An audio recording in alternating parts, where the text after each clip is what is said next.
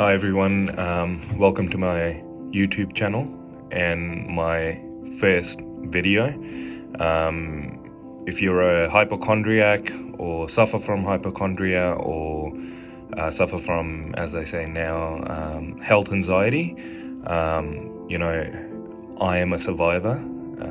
I don't know if many of you would have come across articles, or when you do your YouTube searches or Google searches, as we all do, you might have come across articles that, first of all, trigger alert, but it's not true that you can't get over hypochondria or you can't actually go past health anxiety. I was a full-fledged hypochondriac for about 16 months, and it was triggered during a hospitalization for a very serious condition, or I'm not too sure what to call it actually. So what I'm going to do is I'm going to go through my story, how it happened, how I became a hypochondriac or health anxiety sufferer. When was the first day I Googled certain symptoms, and the beginning of my health anxiety journey, examples of my initial behaviors, list of diseases I gave myself. You can see I'm laughing at it now, but if you were to talk to me 12 months ago, I was in deep depression, Googling every day. Also, I'll discuss the list of diseases I gave myself, the debilitating anxiety that turned into depression, the day I hit rock bottom, almost gave up, couldn't see a way out, then accepting that I had mental illness. I've struggled with anxiety all my life and I've always recognized it, but rational thinking was always an issue if I was going through a phase. And then looking for miracles. We all kind of, as anxiety sufferers or health anxiety sufferers specifically, always looking for miracles that you just wish this just goes away. You don't want you don't want a bar of it. Like you actually don't want to experience this at all. And behaviors that fed my health anxiety, meditation and spirituality. And how am I now? What am I doing now? So this is my first ever video. I'm an anxiety sufferer, not just health anxiety sufferer. So it's very hard to come in front of a camera and record myself. But I think, sharing my story, this is something I used to crave, that if someone was going through health anxiety would sit there and talk to me, that used to give me the most relief, more than anything. It wasn't a reassurance, it was more actual relief when I spoke to someone. And I didn't come across many people that would admit they were hypochondriacs until after the whole COVID situation. I was going through it COVID didn't exist back then. And now I actually run a health food business, a retail shop, and I would say every second person I come across has some sort of anxiety, health anxiety, social anxiety, you name it. I mean, I discuss my story openly, and I can see, how people appreciate it. And that was one of the reasons why I wanted to record myself and put it out there. And if my video gets a good response, I've got some content planned, and I'll happily share my details for people to contact me and have a one-on-one conversation. So let's see where it goes. But I'm gonna start today just sharing my story, just basically how it all happened, how it began. So this is back in 2019. I was holidaying in the States. Had a good 6-week long holiday. Everything was normal. I've always been into fitness, so I was, I'd like to think I had a good physique. I was working out prior to the holidays, and I was in shape. Went there for 6 weeks, ate, drank like we all do. And my plan was that when I get back to Australia, I'm going to get back into shape, basically. So I bought a ton of supplements in America, things that are allowed in Australia, not allowed in Australia, and plus in America it was a lot cheaper. So I bought a whole stack. Got back to Australia, started pumping the supplements, went back to the gym. 3 days into it, I was, I started experiencing some like mild constipation. And I completely ignored it because constipation for me, when I try new supplements, is completely normal. Happen, 1 day, 2 days, 3 days, fourth day, and keep in mind, I'm still ignoring it. I'm ignoring what my body's telling me. This is a real message from my body that, hey, you're constipated, you need to do something. And I completely ignore it. I'm straining in the toilet, bowel movements are minimal, but I'm just forcing it. And still pumping the supplements, everything. And I can't even tell you how many pills, powders, protein, all the supplements were being taken and also taken with food, on food. Anyways, fifth or sixth day, I'm at work and I start shivering. So I asked my colleague, is it cold, or I'm not sure what's happening with me. I'm just shivering for no reason. It was a normal day, not hot, not cold. And he goes, no, it's just normal. It's not cold. So then I started feeling a little bit run down, and I decided I'll leave work early and go home.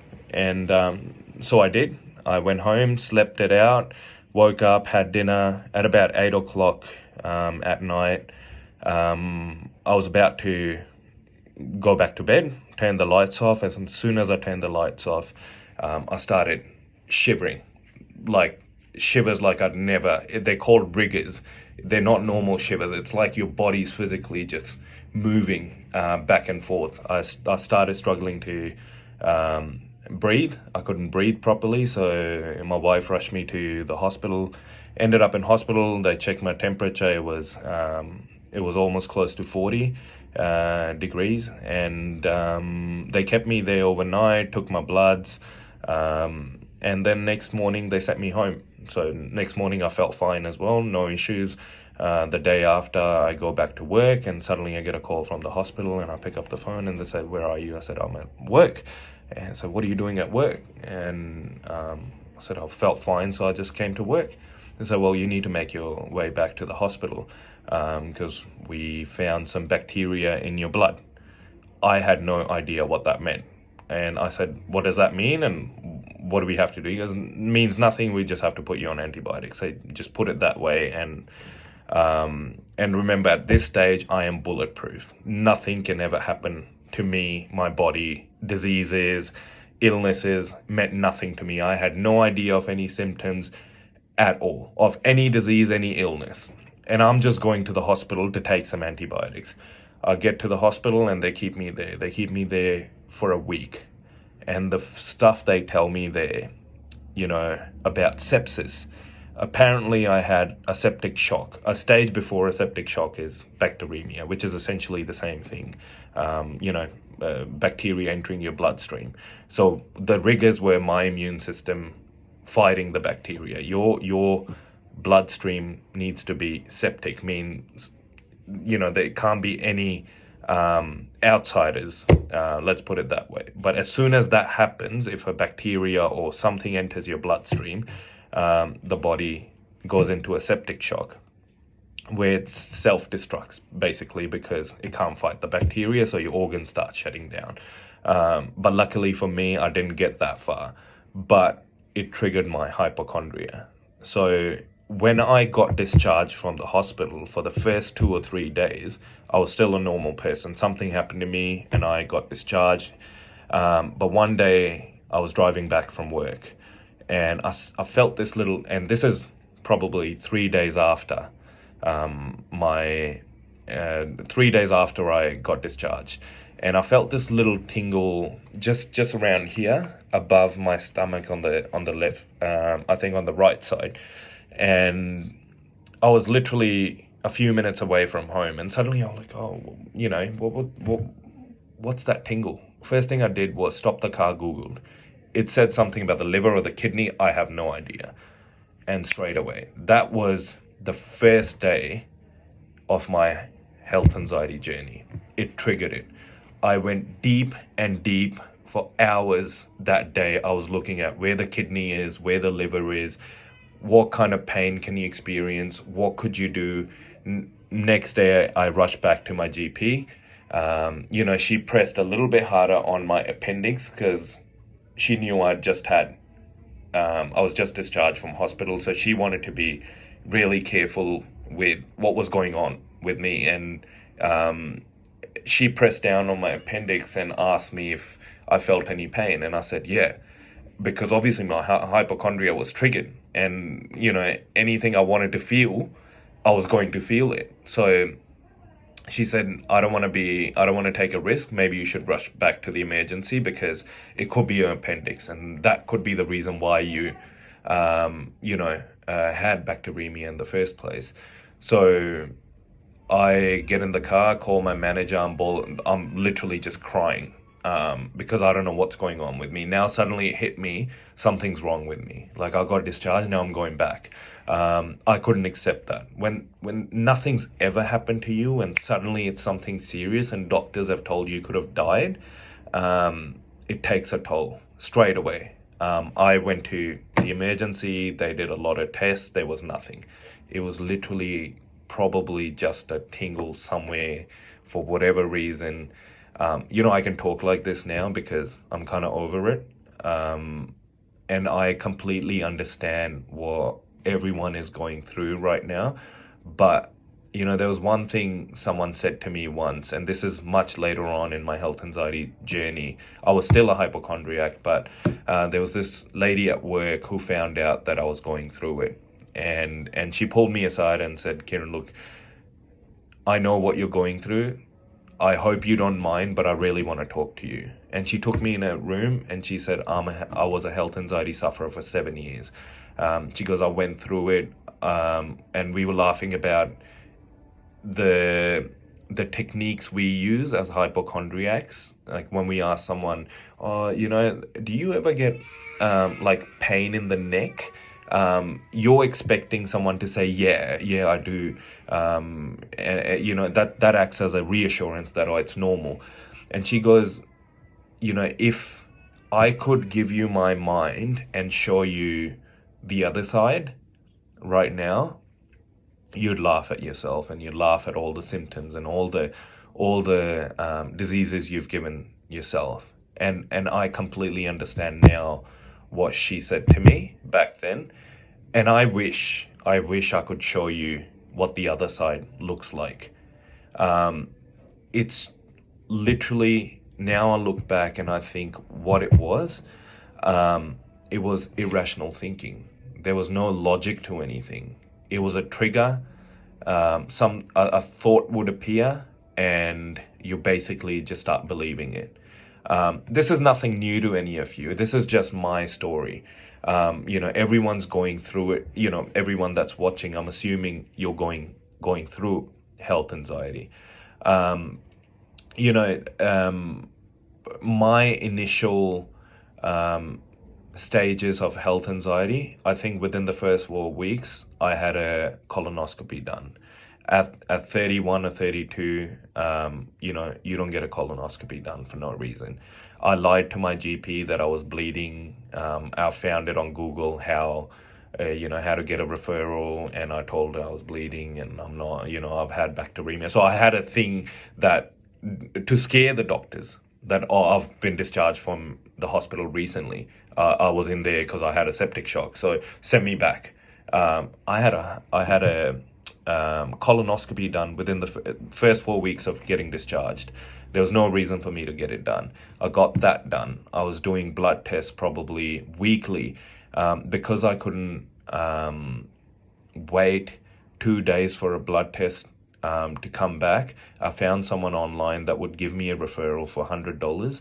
I would go to a pathology and get a blood test done and send that back to this guy. he would give me a blood test report in 2 hours, because 2 days worth of anxiety, I would have passed out. I would have just, had a meltdown, if I had to wait 2 days for a blood test. And I remember sitting at work, just waiting for that email, refreshing for 2 hours, just kept refreshing for that blood test report to come through. Is it diabetes? Is it cholesterol? Am I going to get a heart attack? So these were my initial behaviors, just basically looking at a pimple and thinking it's skin cancer, getting a headache and thinking it's brain tumor. Gut issues really affected me because of my history. The reason I ended up in the hospital was because of my gut issues.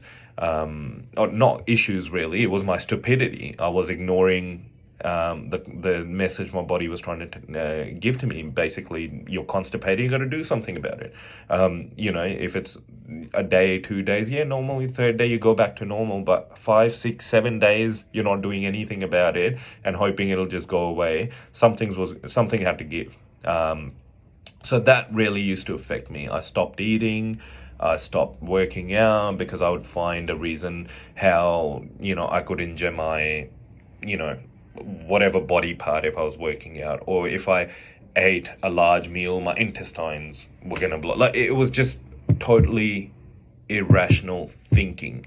And one day driving somewhere, and I was sitting, my wife was with me, and we wrote down a list of diseases that I'd given myself in 6 months.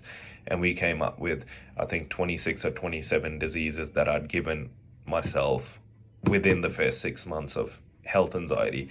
Every doctor in the suburb, every GP knew me, knew what I was going through, until I found a GP that almost acted like, a counselor, even though it was not his job. I would go in there and he used to say, Kieran, I'll do whatever you want me to do. I'll check your ears, I'll check your eyes, I'll check your heart, I'll check whatever you want me to do. But at the end of the day, this is a mental illness, right? And he would, provide counseling. He would just have a chat with me, and that would give me a little bit of reassurance. As you all know, it lasts about half an hour, 45 minutes, then you're back onto something else. I've always accepted that I've had mental illness, anxiety specifically. I've always struggled with it. And, I've had other, issues with anxiety where it's lasted 12 months or 16 months. I've always kind of latched onto things, and over time they would, I would get distracted with something else and I would forget about it. And I'd say I've really struggled with it since 2010, 11. And then it came to a stage where I just started hoping that for miracles, started seeing people that would promise me certain things, started doing other therapies. None of it helped. At the end of the day, what was going to help was, taking the edge off. When you're always on the edge, you want that symptom to disappear. All you want is that symptom that you're experiencing to disappear. Unfortunately, that's not going to happen because you're programming your subconscious in a way that, you're always thinking about it. Oh, why are my arms numb? Why are my arms numb? And your arms keep going numb.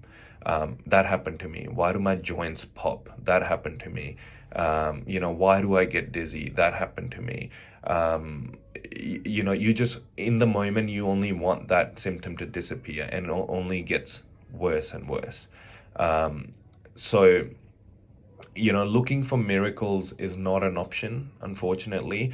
Me and my wife, after 12 months or 14 months, decided that the best option for me was to go on some sort of medication to control the anxiety so I could work on myself.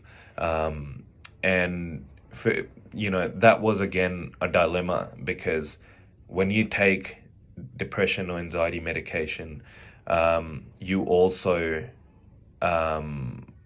experience some side effects of those medications. And if you're going to experience side effects and you can't apply logical thinking, those side effects can become diseases in your head. You know, if you get constipation from a certain medication, straight away in my head I'm thinking, oh shit, I'm going to get a septic shock again, or I'm gonna end up in hospital for whatever reason. Because even though I know that I'm taking these medications, I still can't. My mind can't rationally tell me that, hey, you're on medication. Maybe it's because of that. So I took the step of going on medication. I took Zoloft or sertraline, as some of you know, to take the edge off, which it did. Yes, you become a zombie for a bit, but for me, in the middle of a hard lockdown, we had gone into lockdown by then. I was always home. I needed something to take that edge off so I can get into meditation, CBT, see a psychologist, and work on myself. And I really want to share, you know, details of my journey, how I came out of it, and what I did in the meantime, what therapies helped, what behaviors helped. You know, if seeing a psychologist helped, you know, all of that list of my diseases, you know, the tests that I did, and where am I now? What am I doing now? Does it still exist? Or is it completely gone? And that's very important to touch on. Something you would have to accept now. If you're in the thick of it right now, you need to accept a couple of things. And I would love to share those tips. And I hope, you know, we can grow this channel. And, you know, if I get 500 likes on this video, I'll make another video and I'll share details of you know, the stories with my doctor, you know, every time I ended up in emergency, the symptoms I used to experience and what I did about those symptoms and what I think about them right now. Certain things that still kind of trigger health anxiety and how I avoid falling in the trap. It's very easy to fall back into the trap, but it's very easy to not fall into it as well. I'm living through it right now. I've got a family, I've got a new business, I'm doing it all right now. So look, I want to share a lot of details. I want to share my details with you guys. I'd be happy to take messages from you. If you want to leave comments about certain things, I'll happily reply. And you know, hopefully we can grow together, and hopefully I can help. Even if I can help one person get out of this, it'll be an achievement. And let me tell you one last thing. I come across health anxiety sufferers almost on a weekly basis now. People don't admit it, but because I've been there, it's easy to see what the issue is. And you know how some people indirectly want answers but don't admit to it until I open up about my journey, and then they realize, oh, it's, you know, he doesn't know me and he's sharing his story, and then suddenly you hear the same things, you know, same symptoms, same diseases, same illnesses, same experiences, similar behaviors, but unfortunately, when you're in it, it's extremely hard. It's extremely hard, and I completely understand it. But I came out of it. I'm here now. I'm talking to you. You know, it was one of the worst times in my life, and I think I've learned from it. And I hope you guys too, you know, get something out of this video. If you want me to make a video about something specific, please leave a comment, and if you can like the video, that'll be even better. Thank you so much.